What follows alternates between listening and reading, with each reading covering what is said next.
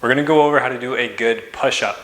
Now, one of the first things you should remember for a push-up is that we want the fingers pointing straight and the elbows pointing back, or maybe a 45-degree. But we don't want those elbows sinking out this way and then the fingers pointing inwards.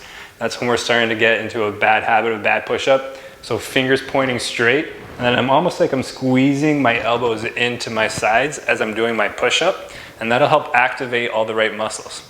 So what I'm doing here, I like to set up in my push-ups with my hands either just underneath my shoulders or come slightly back and out. That's where I prefer to go for my push-ups and where I teach my athletes to put their hands for their push-ups. From that position, control down and up. Another thing to avoid is your low back caving in. Something that's very common for people who don't have strong cores is for them to do something like this, where their low back is really caving in, and then they're doing kind of those half push-ups. Keep your hips in line with your shoulders or even slightly higher than your shoulders.